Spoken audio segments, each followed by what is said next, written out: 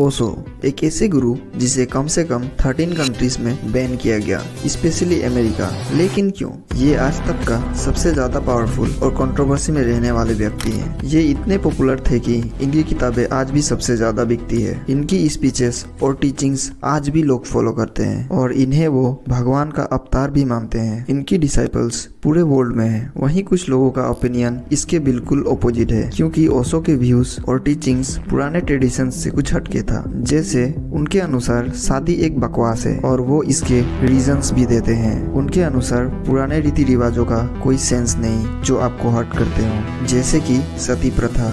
ओशो ने इसके खिलाफ आवाज भी उठाई थी। ओशो ने खुद के 100 से भी ज्यादा मेडिटेशन टेक्निक्स बताए हैं जो कि काफी फेमस है और जिसे डायनेमिक मेडिटेशन भी कहा जाता है। बेसिकली कहते हैं कि ये सारे रिलीजन्स को पढ़ चुके हैं। इन्होंने अपनी लाइफ टाइम में 1 लाख से भी ज्यादा बुक्स पढ़ा है और इन्हें अमीरों का गुरु भी कहा जाता है। लेकिन क्यों?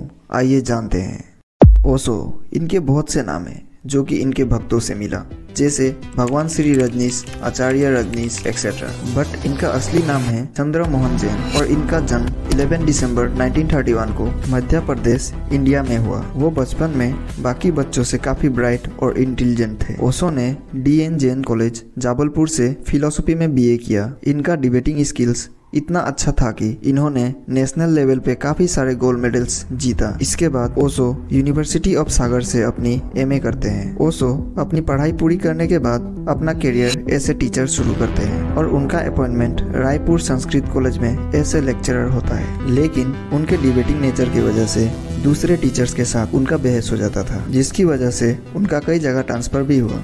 दूसरे टीचर्स को ये डर था कि ये अपनी थॉट्स से स्टूडेंट्स के कैरेक्टर ना बदल दे। इसके बाद इनका ट्रांसफर जबलपुर यूनिवर्सिटी में एज ए प्रोफेसर होता है। यहाँ इनके लेक्चर्स को काफी अप्रिशिएट किया गया और वो एक नॉलेजेबल पर्सन के रूप में जाने लगे। लेकिन 1966 में हुए एक पब्लिक स्पीच के दौरान उन्होंने कुछ ऐसा कह दिया जिसके कारण उन्हें बहुत क्रिटिसाइज किया गया और इसके बाद ओशो ने यूनिवर्सिटी से रिजाइन ले लिया और यहीं से उनके प्रोफेसर करियर का एंड होता है। इसके बाद Osho as a traveller India में बहुत से जगह विजिट करते हैं और लेक्चर्स डिलीवर करते हैं। उनके लेक्चर्स दूसरे गुरुज से काफी अलग था because he strongly supported love, celebration and human sexuality. उनकी टीचिंग्स दूसरे से अलग होने की वजह से बहुत से बिजनेसमैन और अमीर लोग उन्हें फॉलो करने लगे और वो काफी फेमस हो गए। उनके थॉट्स यूनिक थे, लोग उन्हें सुनना पसंद करते थे और अट्रैक्ट होने लगे। और अब बहुत से प्लेसेस विजिट करने के बाद 1970 में वो मुंबई चले जाते हैं और वहीं से अपने लेक्चर्स डिलीवर करते हैं। ओशो ने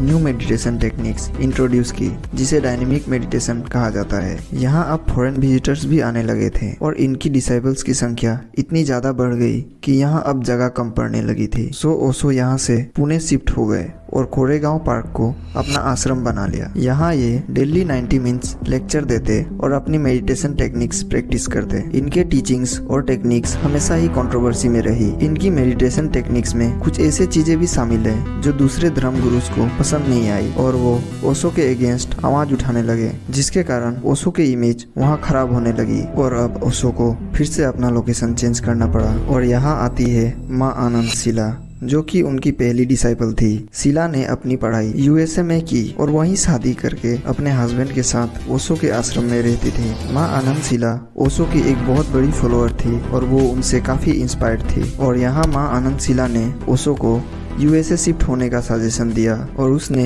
वहाँ एक बहुत बड़ी जगह खरीदी जिसका नाम था ओरेगन। ओशो 1981 में पुणे आश्रम को छोड़ के USA चले जाते हैं और ओरेगन में अपनी आश्रम सेट करते हैं और उस जगह का नाम रजनीशपुरम रख देते हैं। इनके फॉरेन डिसाइपल्स बहुत ज्यादा थे और सारे रिच एंड पावरफुल थे, जिन्होंने रजनीशपुरम को एक सिटी बना दिया जहां हर सुविधा मौजूद था, पेट्रोल पंप से लेके ट्रांसपोर्ट तक। और ओशो के पास 93 रोल्स रॉयस और दूसरे लग्जरी कार थे जो कि उनके फॉलोअर्स ने उन्हें गिफ्ट किया था। इसीलिए उन्हें अमीरों का गुरु भी कहा जाता है। ओशो रजनीशपुरम में फिर से अपनी नॉर्मल लेक्चर्स और मेडिटेशन शुरू कर देते हैं और एक दिन अचानक वो बताते हैं कि वो 3 साल के लिए मौन करना चाहते हैं। इसका मतलब वो 3 साल किसी से बातचीत नहीं करेंगे। ओशो रजनीशपुरम में बहुत से होमलेस लोगों को जगह देने लगे, जिसके कारण ये वहाँ और भी पॉपुलर हो गए। बट ये डिसीजन यूएस अथॉरिटी को पसंद नहीं आया और ओशो के इस तरह से बढ़ते फॉलोअर्स यूएस गवर्नमेंट के लिए एक डर था। रीजन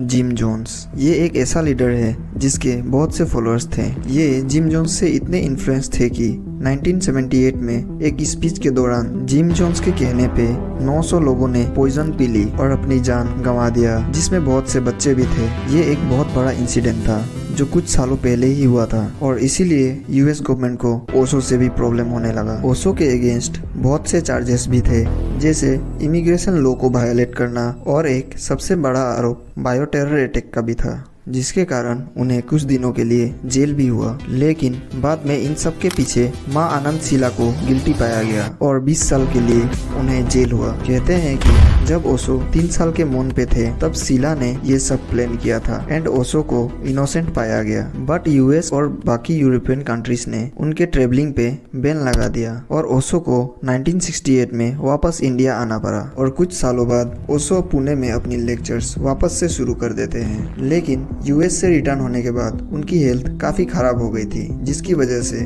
वो पहले जैसे नहीं कर पा रहे थे and due to heart failure 19 जनवरी 1990 में उनका देहांत हो गया और तब वो 58 इयर्स के थे। उनकी स्पीचेस एंड मेडिटेशंस आज भी लोग फॉलो करते हैं और अपनी लाइफ को एक डायरेक्शन देते हैं, इसीलिए उन्हें इमॉर्टल भी कहते हैं। अगर वीडियो पसंद आई तो चैनल को सब्सक्राइब करना ना भूलें।